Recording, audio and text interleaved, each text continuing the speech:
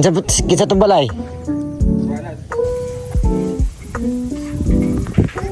Oh, mga brother. Saan kami yung lakad ng malayo. Oh, laki na oh. Laki na yung kawayan. Sir, pwede pang gabi. Kala ko asawa ni Bastos. bahay niya na may lead.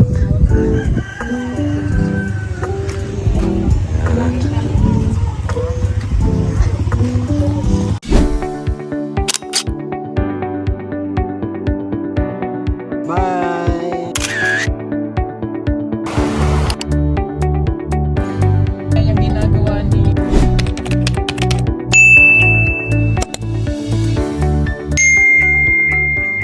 Magandang araw mga ka-people, mga kababayan, mga buong biyahero. Isang magandang buhay po sa lahat.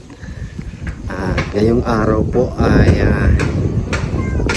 dinadalaw namin ang or dadalawin namin yung mga pabahayan dito sa sitio Pamantawan.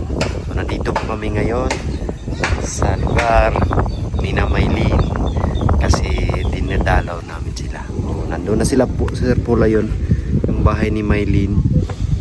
So matagal-tagal na din po na hindi kami nakabalik dito, nakapunta. Wala namang gaanong pinagbago dito sa kanilang lugar. Mamaya-maya puntahan namin yung village doon. Kasi yung bahay nila Maylin si Parito, nandito to sa tabing daanan. Ayan po yung bahay nila Maylin, no? Kulay green. Tapos yung bahay nila dati ay dyan lang din. Yung kinamadilim, dito yung bahay nila.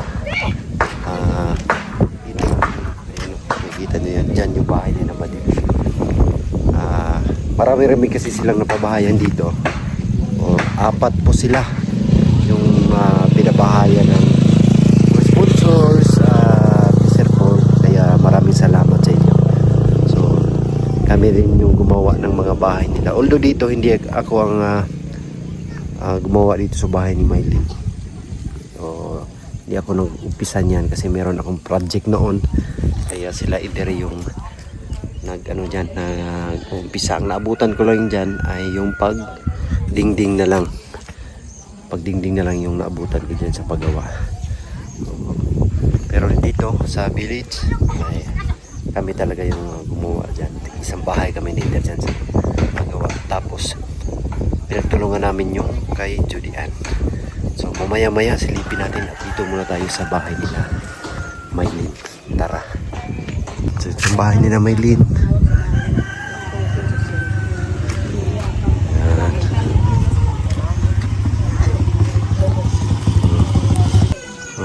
Medyo luma na.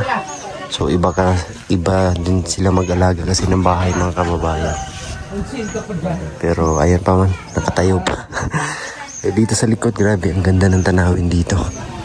Kasama naman si Lord. Ang ganda ng tanawin dito. Ayan. Sa baba.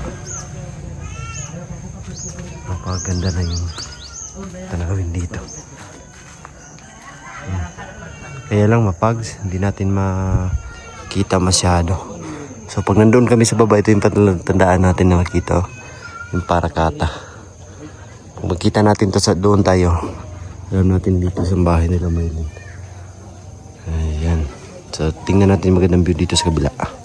Ayan, di natin makita yung magandang tanawin kasi mapags po.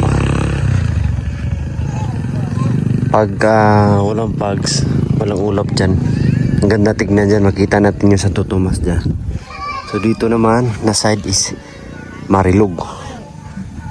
Mamaya punta kami doon sa village. So papakita natin sa inyo po mga kababayan ang napakagandang tanawin doon at yung mga bahay. Ayan na po mga ka-people, pupuntahan na po namin yung village dito sa sa Pamantawan. So matagal-tagal kami hindi nakabalik dito. Tsaka hindi kami hindi kami kumpleto ngayon. Si Madam. Ayos lang.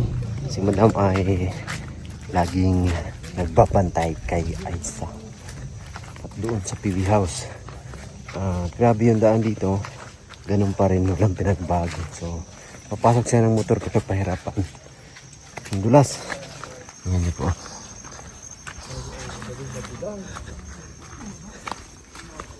Maganda yan, Kois. Hindi yan madulas.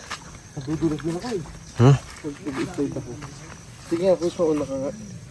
Ikaw mauna pa ba yung thumbnail ako?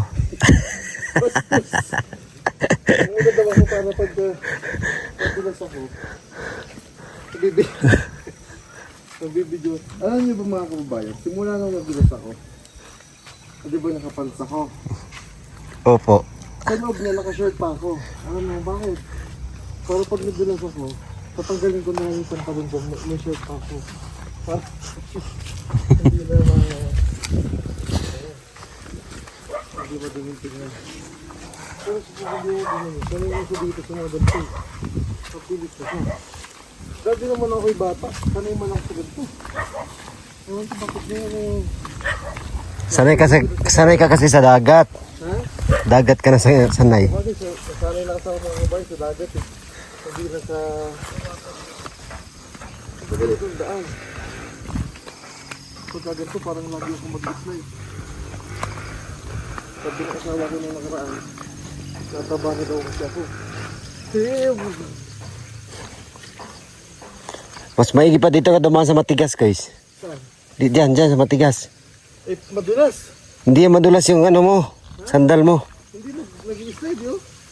Oh? Pinapadaan niya ako doon. Para pag doon ako, may tampon siya. Ala! May nakaabon na ako. Nahalata ko doon, ah. Ha? Nakalala. Gusto ko yung gusto niya mangyari ba mga kababayan. Dito kasi, nadudulas ako dito yun. Oh? Sabi ko mauna siya eh. Hindi yan madulas yung ano mo eh. Ha? Ang ganda niya ni Apak eh. Pero kasi kung binili ko sa dugo kasi nakita ko na suot na sticker. Ayaw niya talaga mauna. Pinapauna niya talaga. Siyempre.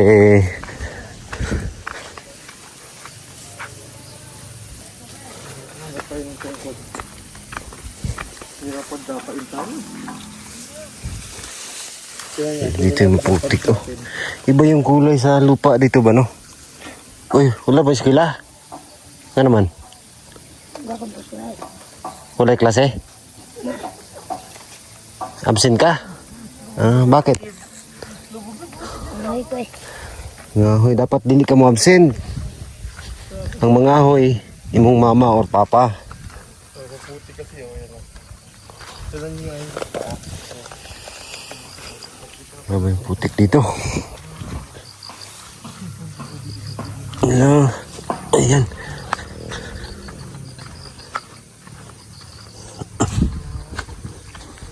Ay, may mga bahay na dito.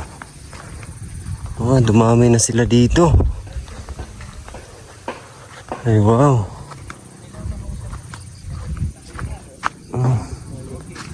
Daming bahay na oh.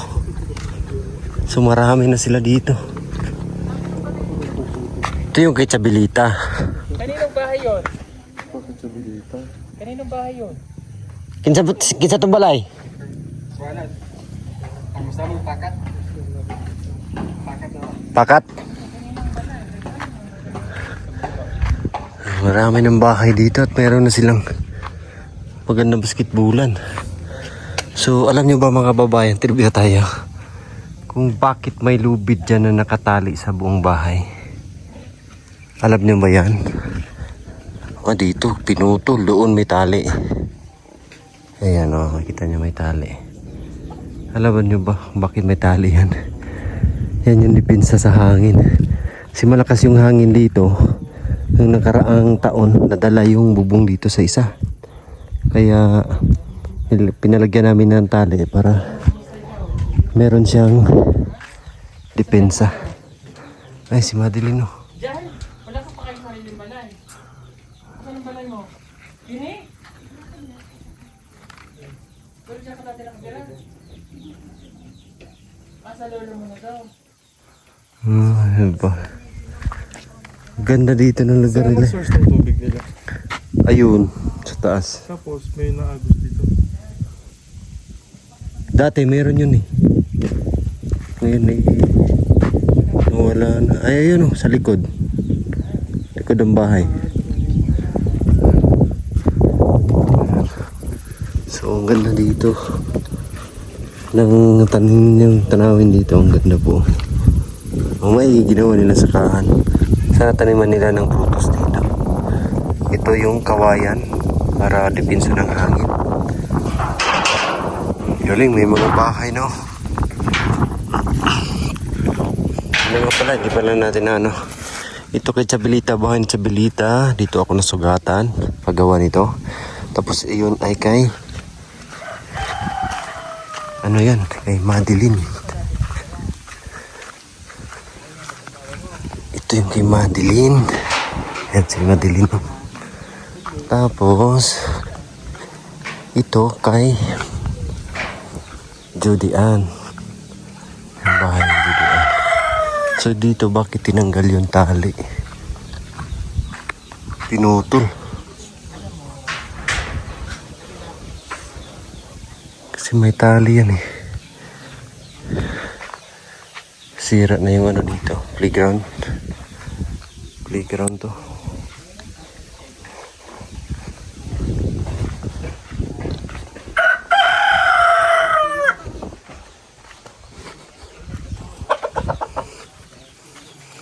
Check up natin yung mga bahay nila. Dito may mga tali pa naman. May tali pa. Maluwag lang. Yeah. Yun yung doon ako nasugatan sa kabila. Ang bahay luma na, tignan. Nasa ano na to, 4 years na tong bahay na to. Kasi nasa Manila na si ano nito eh.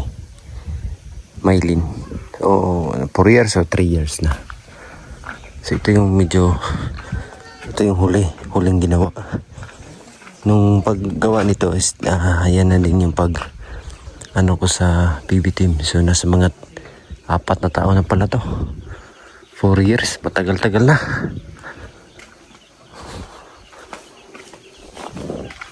Ito yung ano nila sa tubig.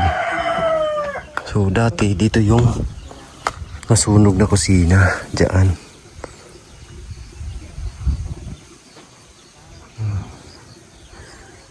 Bahay ni Judy Ann. Ayos pa naman. Parang maayos pa. Dito po yung magandang tanawin. Ito yung bahay na malinis parati.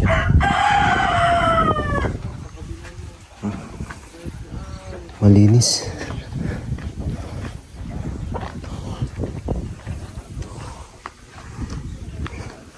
Dami ng bahay dito. Ayan o. Dami ng bahay. Wow. May garden pa. Ito matagal-tagal na to dito. So dito yung mga bagong bahay. Saka grabe yung napakagandang tanawin po dito mga kababayan.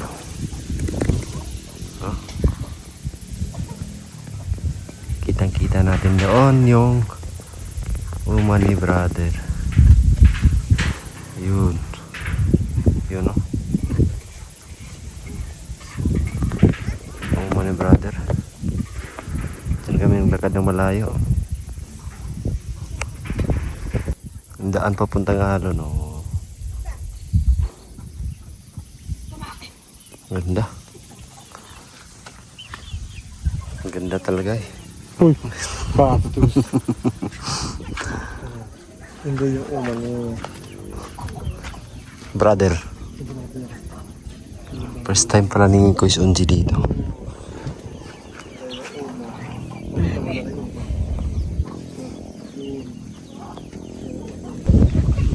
At sa ano mga kababayan. Sayang yung mga scholar dito. Kasi yung ayon Sir Paul is ginawa nila. So pinaka number 1 talaga doon is yung magjowa. Bawal talaga kung isa ka scholar ng PB team, bawal kang magjowa. Kaya pag magjowa ka, automatic tanggal. So yun yung nangyari kina Judian at kay Madeline. Si Madeline doon. Si Madeline po ay nag-asawa na. Pero si Judian po ay ayun. Hindi siya nag-asawa pero nag-stop na siya sa kanyang pag-aaral. So dito sa Bilita yun yung patuloy na nag-aaral hanggang ngayon. Kasi bata pa. So sana ay hindi yun mag-jowa o mag-asawa agad. Kasi sayang yung pagkakataon. Ang mga bihira lang po yung mga may magpaaral sa inyo. Dati-rati kami ay naghahangad din na mapag-aral. Pero wala, no choice, walang magawa talaga. So nagsikap na lang ng sarili para makapag-aral at mapaganda, kahit pa paano mapaganda yung buhay.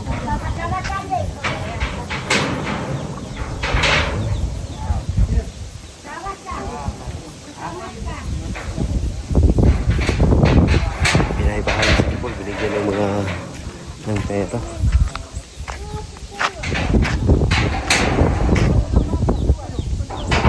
Isang tao, 1,000. Tuwang-tuwa. Wala yung mga kabataan ngayon dito kasi nag-aaral sa paaralan. Ang ganda pa rin dito sa lugar nila. So, nung unang namin dito, maliliit pa yung mga kawayan. Ngayon malalaki na. So ito yung panangga nila ng hangin. Yung mga kawayan.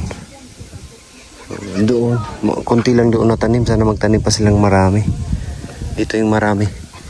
Sa bagay, dito daw yung malakas. Pero malakas din dito, paminsan-minsan. So, kailangan nilang taniman din ng kawayan dito sa kabila. Oh, laki na oh. Laki na yung kawayan. Ang dami pa naman yun hanggang doon yan. Sa kabila.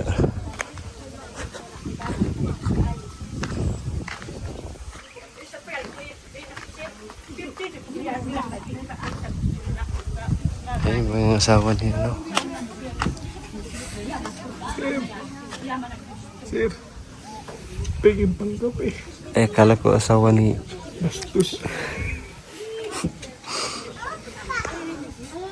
Dura sila magkuyo sa balay. Asa sila naguli? Diri pa. Ano lang? Madeline.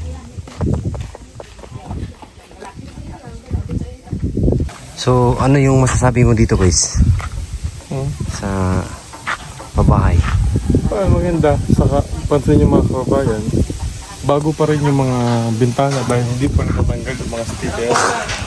Oo nga, no? Bago pa. Siguro iniintay pong mag-house blessing ulit.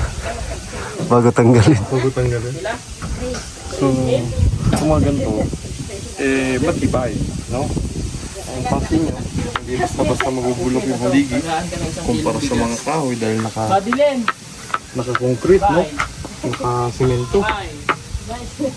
Maliwanag dahil dito, may open din doon. Yung nga lang hindi nila binubuksan. So kaya gawin natin. Uy, yung may-ari, oh. So, kayo po ang may-ari. Huwag na nandiyan dyan na yung may-ari. Huwag na natin pakialaman. Biro lang mga kapayan. Maganda yung bahay. Nag-ambaga na kami. Sa kanya yung tao. Ayan si Madi, oh. Madi, pakita kumusta ka? Okay lang po. Kumusta? Hi guys. Kumusta ang buhay may asawa? Okay lang. Okay lang. Medyo okay. So, nag-aaral ka pa ngayon? Opo, as. Ang grade mo na? Balik-balik kami po. Grade? Grade Grade 10? 10. Opo. Ayan si Madeline. So dapat sa inyo Madeline kasi nag-asawa na kayo. May asawa ka na. So dapat meron na kayong plano. Giyatag mga photo sa ako. Nula ang karang balay kay nanyo manggit siya. Oo, pero dapat ba meron kayong sariling plano ba sa iyong asawa mo? Kasi hindi pwedeng habang buhay baka nakadepende ka sa magulang mo. Dapat meron kayong plano. So yun lang, mag-aral ka lang. At saka sana kung magkaanak ka man soon, yun yung para tapusin mo, paaralin mo. Ha? Isa ko mga anak. Ay! Ay, sakit. Sakit. Pero ano ba, ikaw, may nag-asawa ka naman. So, kung magkakaanak ka man soon, patapusin mo sa pag-aaral. Gulat. Gulat. So yun, Madi ha? Very good. Si Madi kasi ang scholar na nagigiting dati. So, ngayon ay nag-asawa na. Wala na. Sayang. Pero ayos lang yun. May kanya-kanya naman tayong daan na tinatahak o pipiliin. So, uwi na kami. At nasa gym na si Edito. Patay sa puso. Naghahantay sa gym si Edito.